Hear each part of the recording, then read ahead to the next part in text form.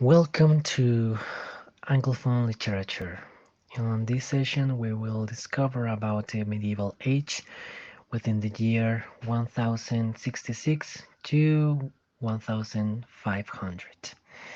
This presentation will be done by Angela and Juan David.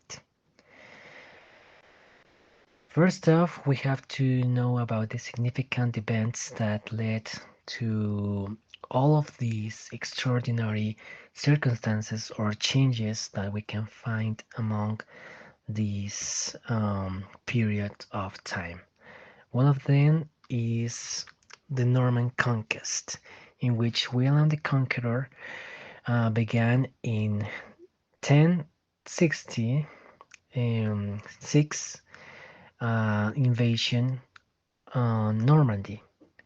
He defeated King Harold II of England at the Battle of Hastings. For that reason, the Norman conquest has a significant impact all around England, and that is because back in that year, the people used to write or express the literature in English. However, thanks to this, the Norman conquest started to populate the idea that poems and literature as a whole should be only implemented, um, whether in Latin or French language. So for that reason, in the following years and centuries, this caused a huge impact about how English was considered a peasant language instead of, um, um, let's say, a standard or a luxury language that we could use to express or implement ideas or thoughts.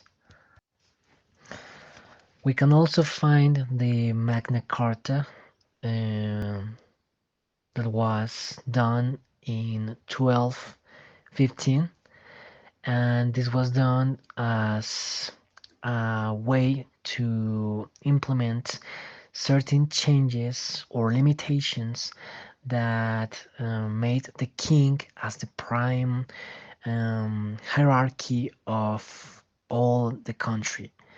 This was because the religion and the church started to have power, and with power, they began to, let's say, diminish the way that the kings were portrayed and should have all the power only for them. So, for that reason, the Magna Carta was done um, with the objective or the idea that a king should have limitations. Despite of that, the king could have um, a plethora of power that could literally have, let's say, difficulties or um, aspects that they will not be followed by the church. In addition to that, we also have the Hundred Years' War, which was a conflict between England and France. This was done because both of those countries wanted to have a huge impact on power, and with power comes the fight for a better future for their respective regions. That led to the circumstance of developing stronger national identities, leading to increased rivalry and conflict over each nation for maintaining their pride and sovereignty. Also, this was done because the English kings held significant territories in France, um, and wanted to expand their influence.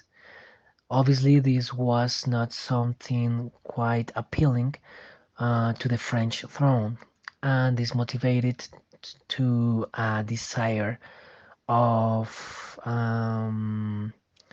stop controlling or stop expanding this idea that had the English kings about France and their fight to assert or to control these lands.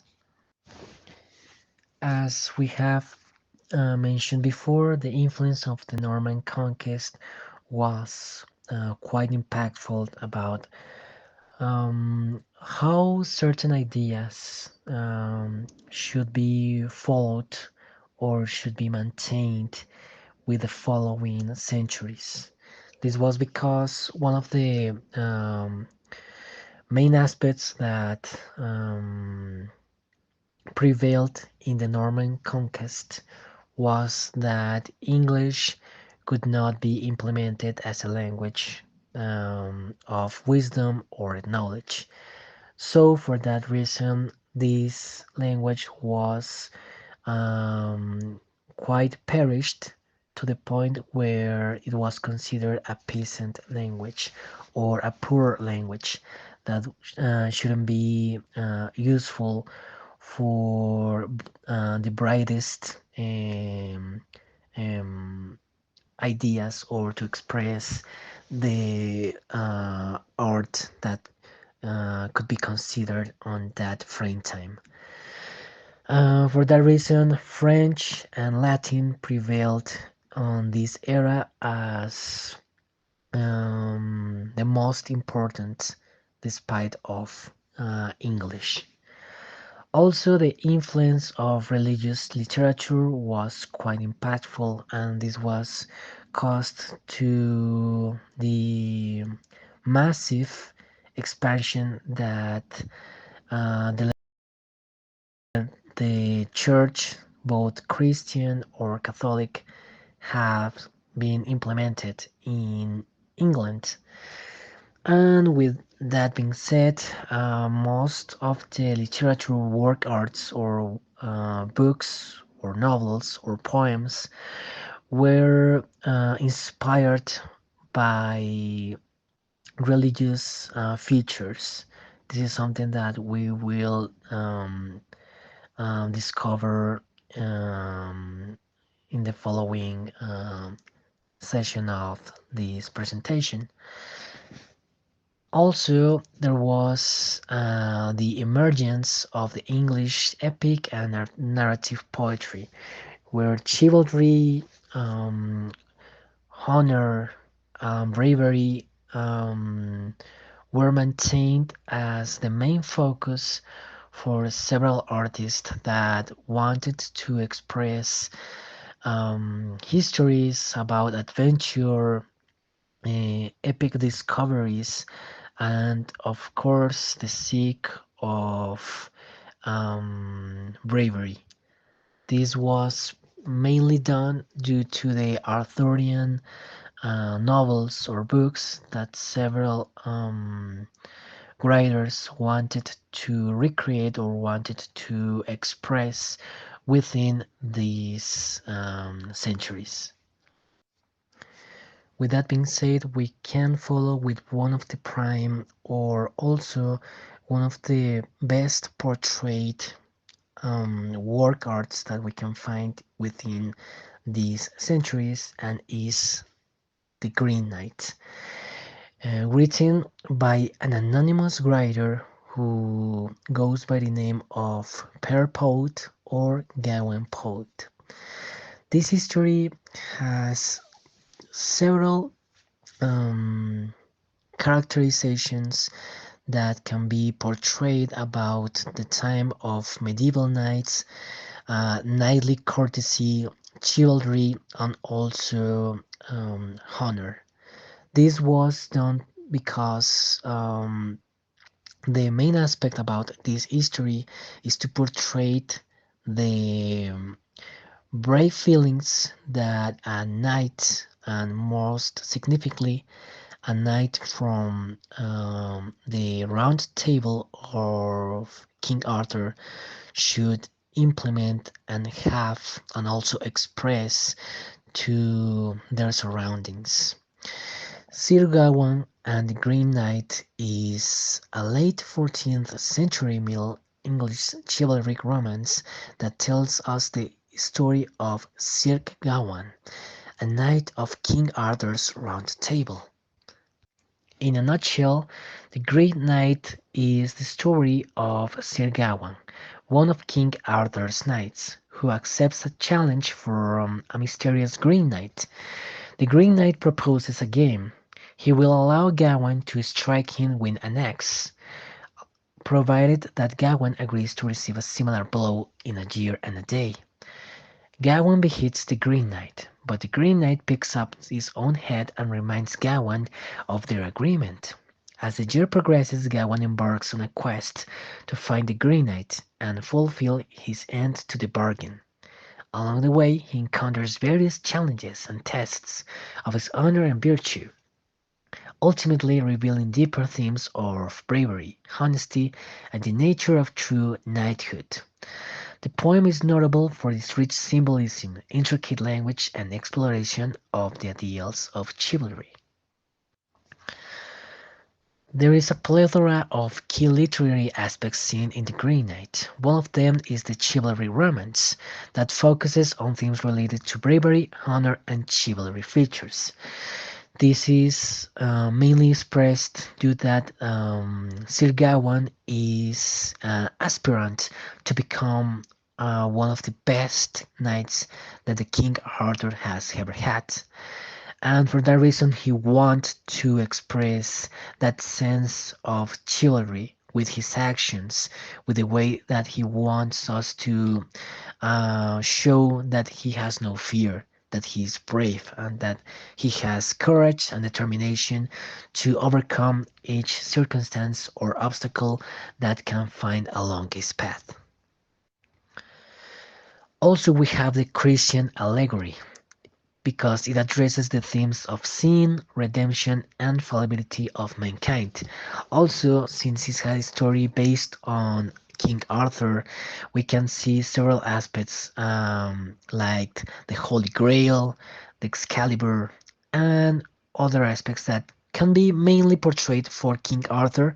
But since it's a story based on the legendary king of all England, and also how he achieved to succeed in the England of his era, we can also address those aspects in this story.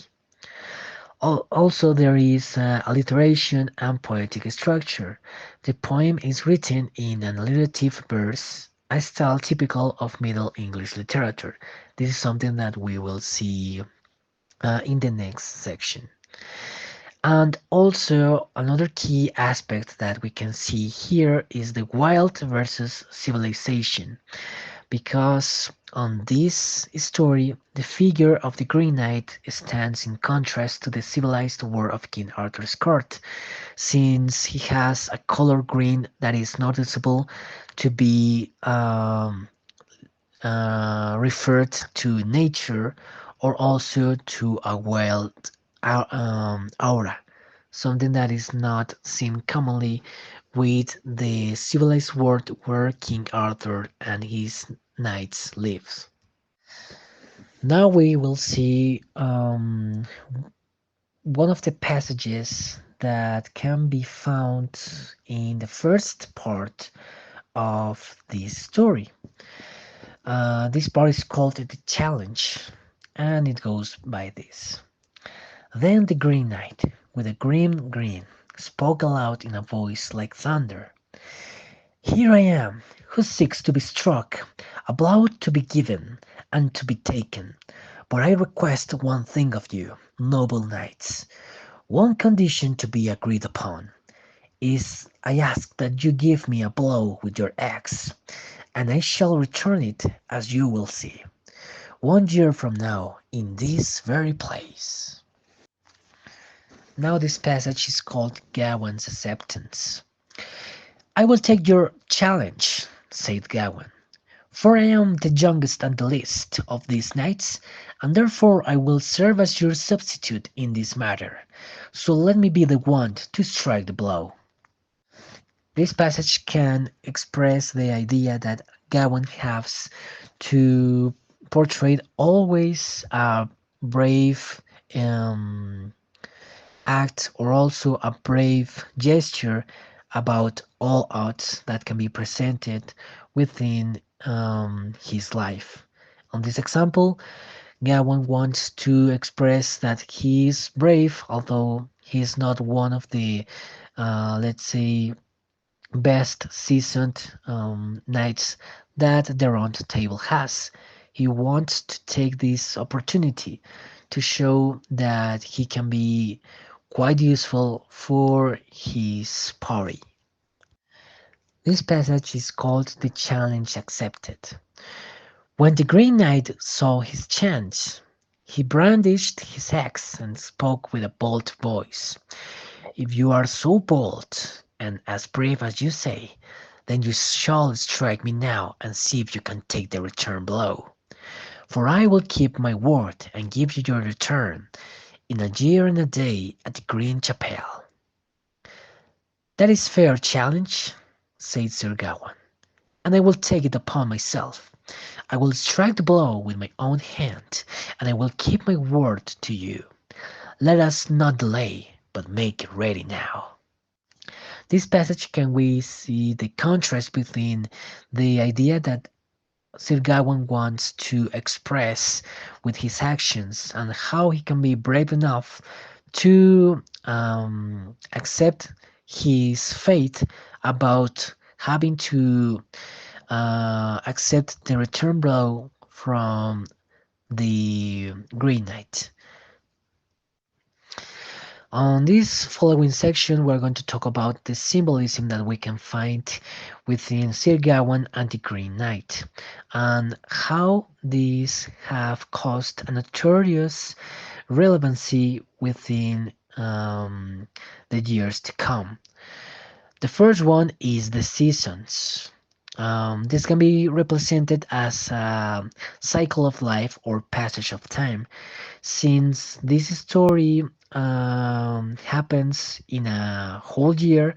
We can tend to see this as a way to as a resourceful way to see how Sir Gawain, the protagonist, interact, have different adventures, and also learns a lot about this experience that he is encountering.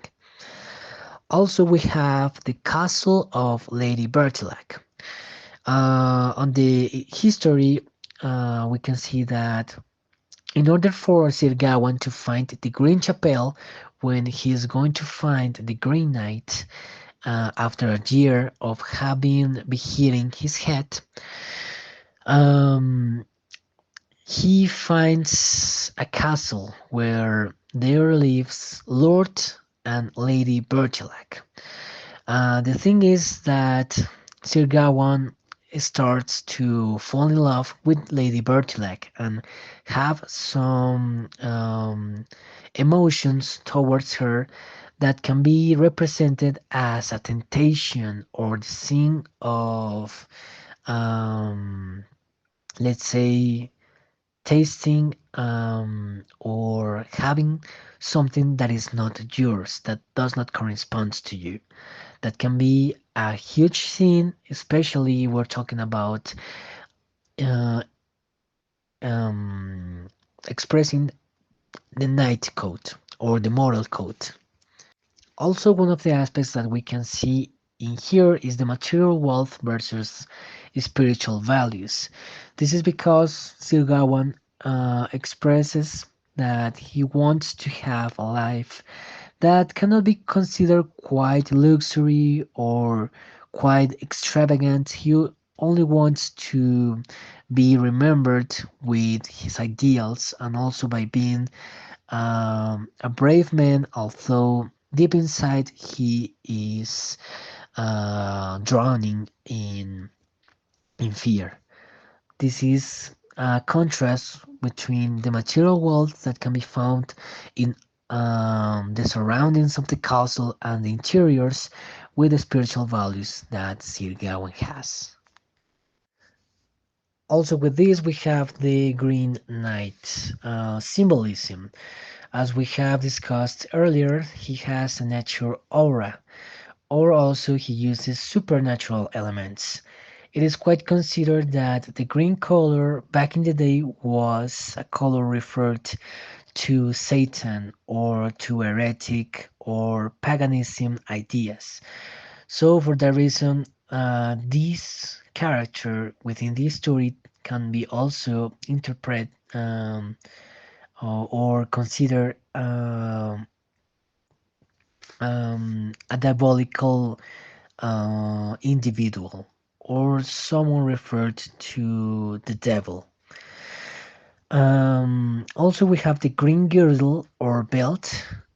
This is an element that Lady Bertilac gives to Sir Gawain in order to protect him from no harm. So this can show the human frailty and self-preservation that Sir Gawain has, because although he's a knight, he knows that he's a human and that he can bleed and can get hurt.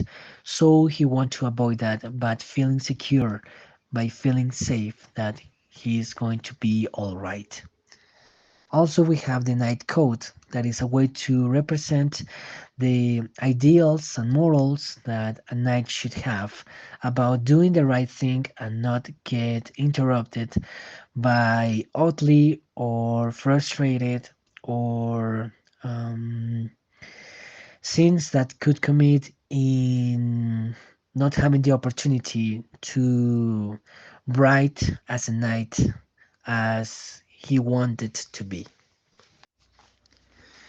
With that being said, the poem provides valuable insights into medieval society, including attitudes toward knighthood, nature, and the supernatural, as it also reflects the cultural values and concerns of the time, offering historians and scholars a window into the medieval mindset.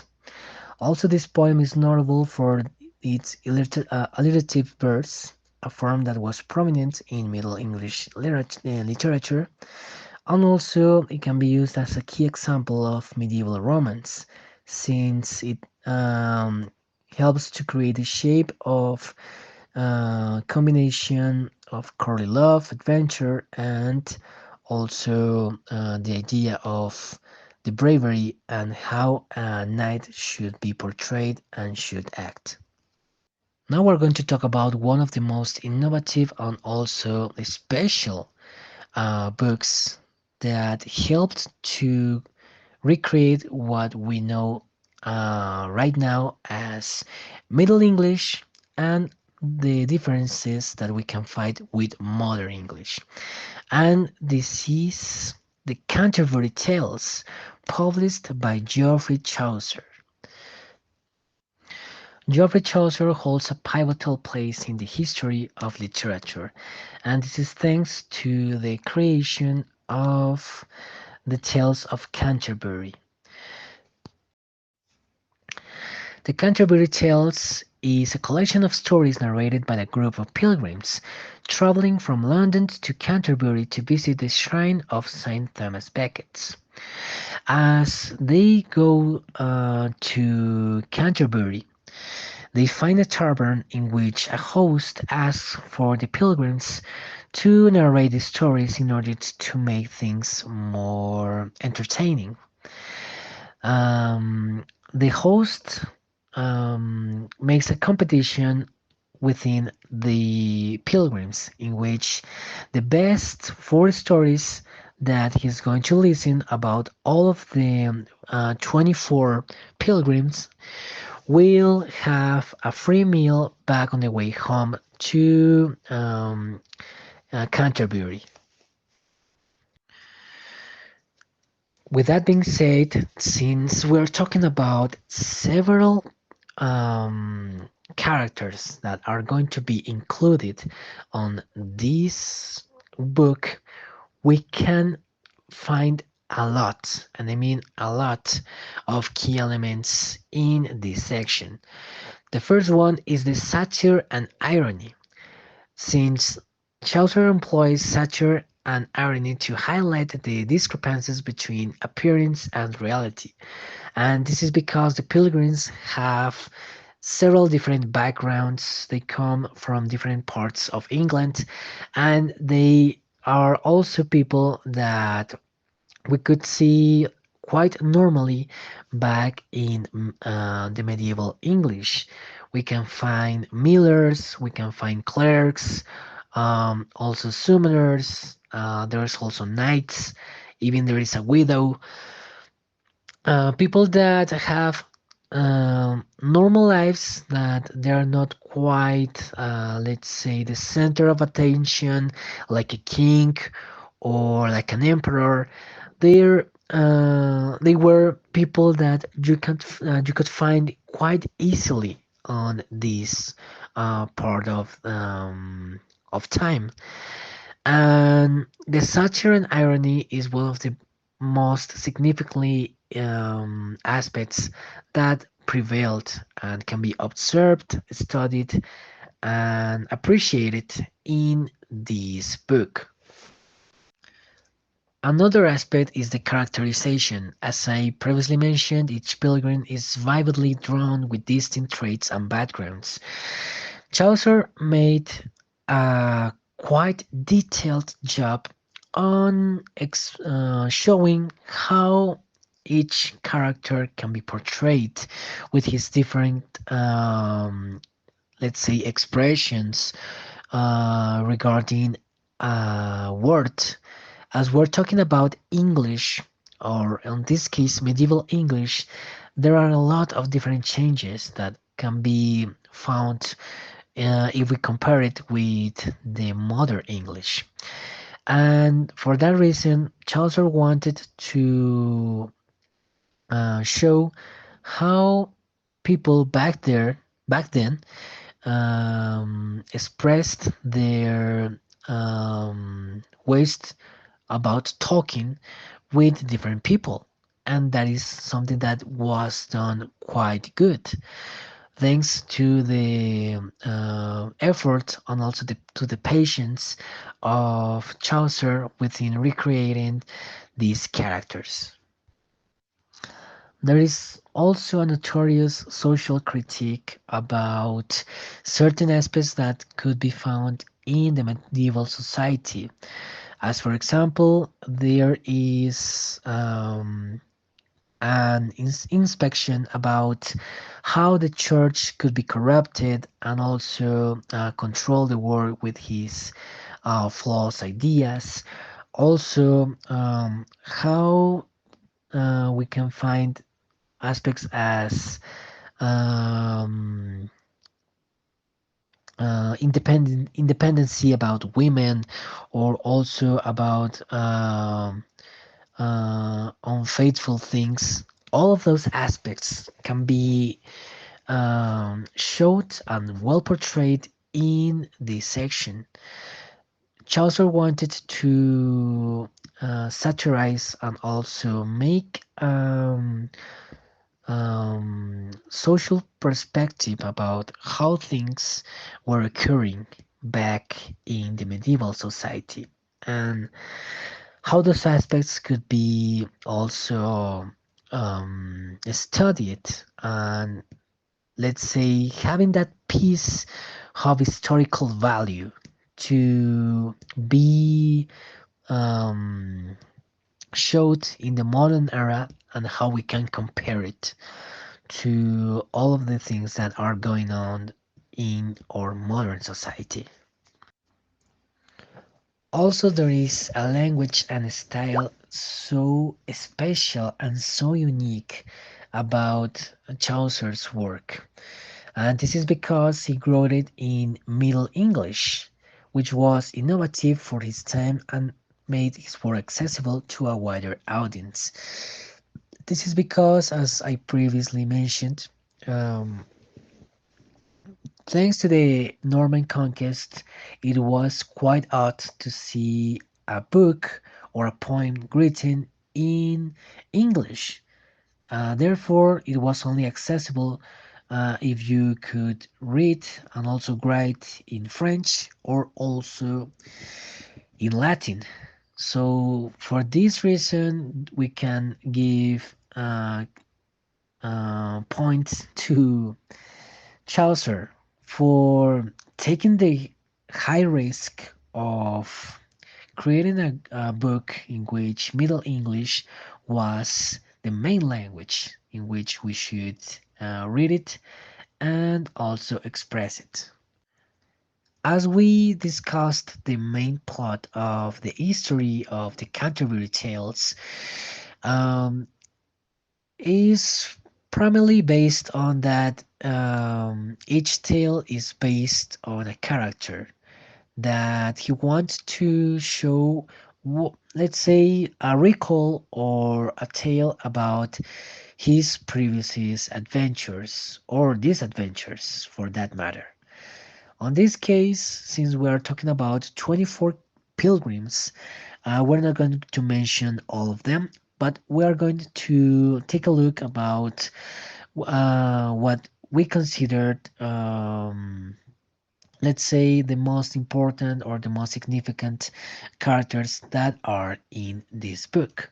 One of them is the knight, or also the Knight's Tale. This story is about two knights that fight for the love or a lover, and this occasionally occurred or provoked that um, they have a rivalry that leads to a tournament to win her hand.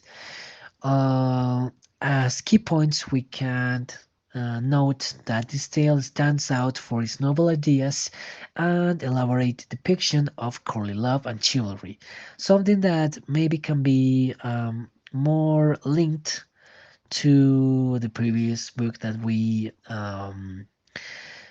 explained about the Green Knight. There's also a character that quite noticeable is one of the most important and significant of this book, and that is the wife of Beth. Her tale is quite special. It's about a woman who has been married with 5 times, and it's spoken about her views on marriage and female dominance. She also tells the story that involves a knight who must discover what women truly want in order to save his life. And ultimately, this knight learns that women desire sovereignty over their husbands. One of the main aspects that have been focused and also quite studied, even to this day, is that this tale can be quite controversial because of the ideas that want to implement, as we're talking about a character that explores the themes of female empowerment and gender roles. So maybe it can be an idea that was quite, let's say, um, earlier for the time where Chaucer was living at the moment, since the women were not considered to have a huge role on the changes about a society. Last but not least, we also want to talk about the Summoner's Tale. On his section, his tale is about a satire involving a corrupt summoner who visits a sick man. Um, the man tricks him by giving him a fourth as his payment, since it can be considered an humorous and hilarious tale. We can also take a look about the key points, since we're talking about a summoner that uses the word of the church to implement his power, although he is corrupt from the core. And this can lead to, let's say, a way to criticize how The church all wanted to have the idea that there was only a reason to be sick, and that's because of the heretic, or also the expressions that we can learn from the Bible. And there was not such thing as science. So the only way to get healthy, to get better, was to conduct or to ask for a summoner or a clerk from the church to help you out. Now we want to take a look about one of the passages that we can find from the Knight's Tale. And as you can see, these can be quite odd comparing to the way that we are used to write and also read in English. As we can see, maybe we can have the idea that this is something related to gibberish or something that has not sense. However, since we're talking about Middle English, which is a predecessor of what we know right now as Modern English, there has been quite changes about how we read and how we write English. So I'm going to make this passage in the most clear and thorough way I can be possible to do. The knight. He had been also some time knight, that loved chivalry, troth, and honour, freedom and courtesy. Full worthy was he, in her orders were, and thereto had it he written, no man fared, as well in Christendom and healthy, and ever honoured for his worthiness. The passage of the night can be used to express what we know as Middle English versus Modern English. As time goes by, there has been a constant change within the Middle English and the Modern English, and this is the vocabulary. As we can see in Middle English, there has been an amalgam of alliterations and constant phenomenons that have been changed drastically to sound more efficiently or more refreshed in terms of Middle English, where we can see archaic or ancient vocabularies. As for example, we have the word quainty, which means cunning or strange in the modern English. And of course, quainty can sound a little bit odd or off the time. So for that reason, there has been a modification in order to change this vocabulary for something that can be considered more acceptable on the basis of modern language. Also, we have the grammar section. Back in the day, the Middle English used to have a more extensive system of inflections. Inflections can be followed as endings to indicate tense, case, number, and gender. So, for the sake of making something more easy to implement, we opted to change these inflections or endings for something more easy to understand and also to remember. For that reason, we rely more on word order and auxiliary verbs to indicate grammatical relationships, instead of making a plethora of endings to indicate the previous cases. We also have the pronunciation. The pronunciation back in Middle English was different from Modern English, as we have seen with the passage of the night, with many sounds that have since disappeared or changed. For that reason, thanks to modern English, pronunciation has evolved to what we recognize today, with different vowel sounds and some consonant shifts that make Middle English text sound quite different when we read aloud. Also, this was because since English was not written but only spoken, there was not, let's say, the perfect way or the ultimate way to talk in English. There was quite different ways to grade the same word because there was not a general rule. So this changed drastically with the modern English edition, where there was a general rule that all of us should follow, and it was more easily to remember. Finally, there is the expressions and usage. We want to point out another passage of the Canterbury Tales, in which contains a phrase that goes by "What an April with this short suit," where "shures" means showers and "suit" means sweet. This was changed with modern English with um, a huge change about the same passage that we have just mentioned.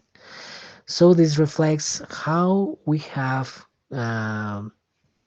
went to the point of making such changes in order to prevail a language that otherwise if it didn't have the same impact as Chaucer's work had, probably we wouldn't be talking about English, and probably English should never have the same um, results or the same outcomes that it has right now.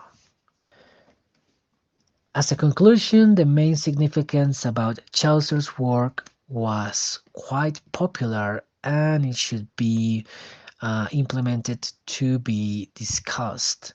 One of them is obviously that Chaucer is known as the father of English literature.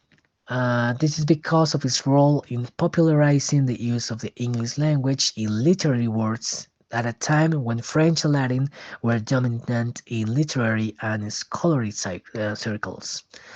His choice to write in Middle English helped establish it as a legitimate language for literature.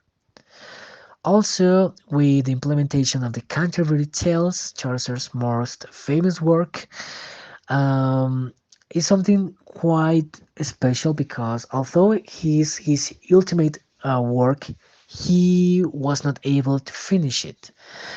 Since we're talking about 24 pilgrims and four stories for each pilgrim, we will be talking about 116 histories as a whole, something that um, unfortunately Chaucer never managed to finish. So, despite all that, this is considered as one of the most narrative innovations about that time because of the frame narrative of having characters that tell their own stories within a larger and narrative framework. This introduced a storytelling technique that influenced later writers and helped to develop the modern novel as we know it today. Also, we can point out about the characters that we see in Chaucer's work are complex and multifaceted, representing various facets of medieval society through satire and humor. We critique the social norms, religious practices, and class structures, making his work a rich source for understanding medieval social dynamics. Finally, there is a huge cultural impact about Chaucer's influence, where he extends beyond literature into other art forms, since his work have inspired adaptations in theater, film, and art, demonstrating their enduring relevance and appeal.